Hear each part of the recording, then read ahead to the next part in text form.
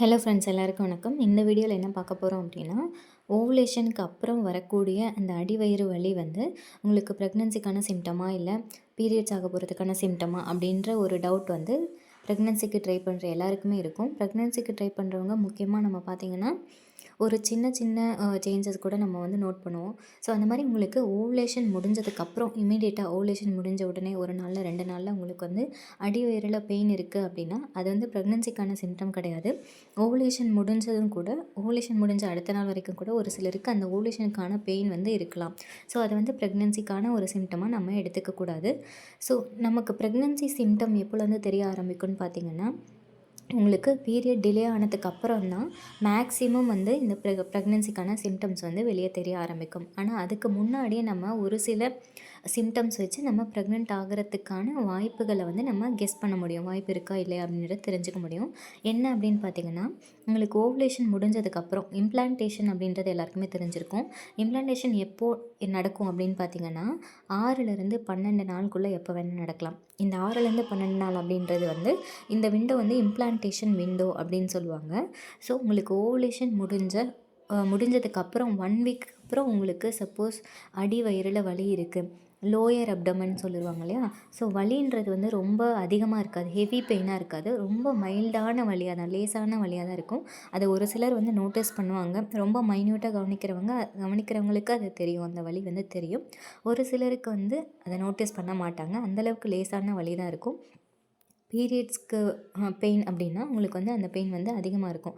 உங்களுக்கு ஒரு சிலருக்கு வந்து முதுகில் வந்து வலி இருக்கும், பீரியட்ஸ்க்கு முன்னாடி இல்லை அல்லது கீழே வந்து நம்ம பெண்ணுறுப்பில் வலி இருக்கும். இந்த மாதிரி இருந்தது அப்படின்னா அது வந்து பீரியட்ஸ்க்கான சிம்டம்ஸ் தான், ப்ரெக்னென்சி சிம்டம் கிடையாது.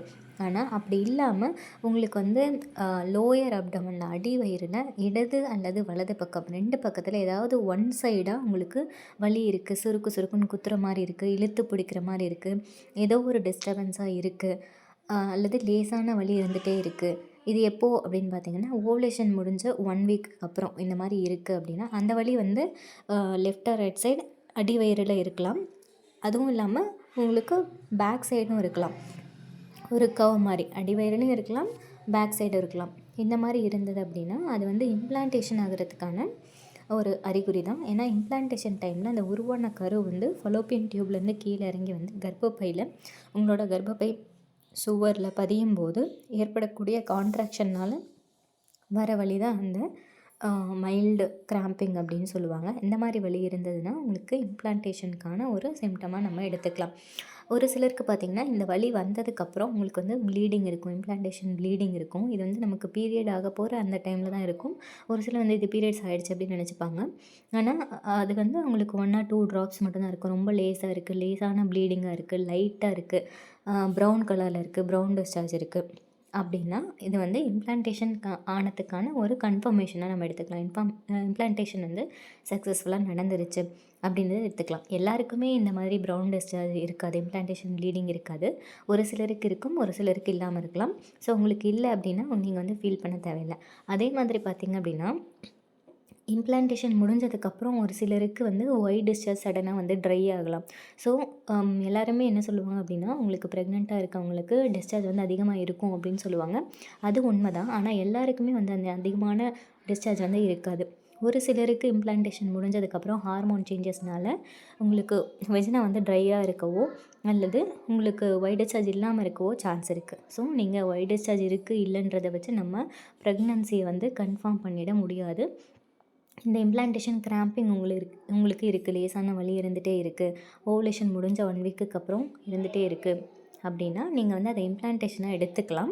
அதை வந்து ஒரு இயர்லி ப்ரெக்னன்சி சிம்டம்ஸாக நம்ம கன்சிடர் பண்ணிக்கலாம். ஸோ எதனால் இந்த மாதிரி பெயின் வருது அப்படின்னு பார்த்திங்கன்னா, ஹார்மோனல் சேஞ்சஸ்னால. முக்கியமாக எல்லாருக்குமே தெரிஞ்சிருக்கும், நம்ம வந்து கன்செப்ஷன் நடந்ததுக்கப்புறம், அதாவது கருமுட்டையும் ஸ்பெர்மும் சேர்ந்ததுக்கப்புறம் ஓவுலேஷன் நடந்ததுக்கப்புறம் நார்மலாக பார்த்திங்கன்னா ப்ரொஜெஸ்ட்ரான் அப்படின்ற ஹார்மோனோட லெவல் வந்து அதிகமாக ஆரம்பிக்கும். இந்த ஹார்மோனல் சேஞ்சஸ்னால நம்ம உடம்புல நிறைய மாற்றங்கள் நடக்கும். ஸோ நம்ம கர்ப்பப்பையை சுற்றி இருக்கக்கூடிய ஏரியாவில் ஒரு சின்ன கிராம்பிங் இருக்கிறது இந்த காரணத்தினால தான், ஹார்மோன் சேஞ்சஸ்னால தான். அதுவும் இல்லாமல் உருவான கரு வந்து பதியும் போதும் அது உள்வாங்கிறது வந்து ஒரு சிலருக்கு ஃபீல் ஆகும், ஒரு சிலருக்கு வந்து ஃபீல் ஆகாது. ஸோ அதனால் ஒரு கான்ட்ராக்ஷன் நடக்கிறதுனால ஏற்படக்கூடிய ஒரு மைல்டான பெயின் தான் இந்த இம்ப்ளான்டேஷன்.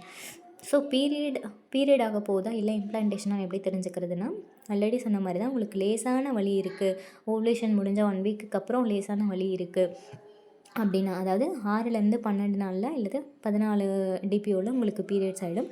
அதுக்கு முன்னாடி வரைக்கும் உங்களுக்கு லேசான வலி அப்பப்போ வந்து போகுது, அந்த மாதிரி இருக்குது அப்படின்னா அது இம்ப்ளான்டேஷன்.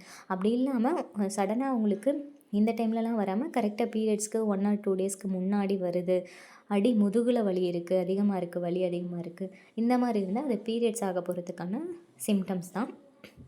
ஸோ அதெல்லாம் வந்து நீங்கள் நோட் பண்ணிங்கனாவே உங்களுக்கு தெரிய வந்துடும். சப்போஸ் உங்களுக்கு இந்த மாதிரி லேசான பெயின் இருந்துகிட்டே இருக்குது அப்படின்னா, நீங்கள் ப்ரெக்னெண்ட்டாக இருக்கீங்களா இல்லையான்றது எப்படி தெரிஞ்சுக்கிறது?